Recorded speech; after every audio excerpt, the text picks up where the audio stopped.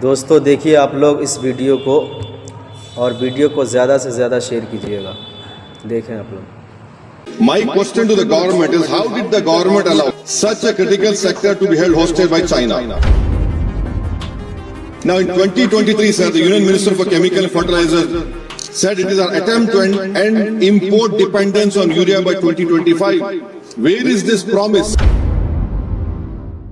The Ministry of Chemicals and Fertilizers are the single largest driver of the supplementary demand for grants, and they're seeking additional 31,066 crores, sir, a staggering 16.39 jump over original allocation. In the last fiscal year also, sir, the Parliament approved 20,000 crore through two batches of supplementary grants. Sir, in the budget estimates of 25-26, fertilizer subsidy was budgeted at 1.67 lakh crore. Now they are seeking additional 31,000 crores in allocations through SDG, sir.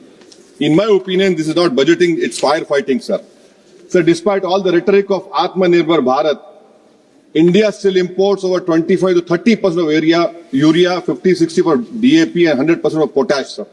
This is a dangerous over-reliance that leaves Indian farmers at the mercy of global suppliers, sir.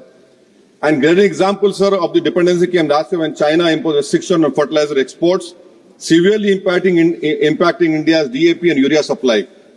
Now, these restrictions by China led to a 75% drop in DAP imports from China in the first half of financial year 25, sir.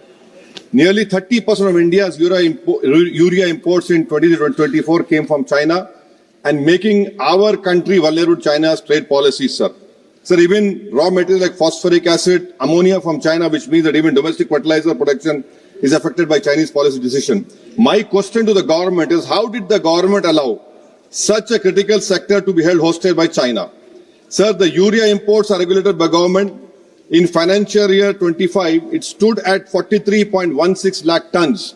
Now in 2023, sir, the Union Minister for Chemical and Fertilizers said it is our attempt to end import dependence on urea by 2025. Where is this promise? Is it also another classic BJP promise which will never be fulfilled?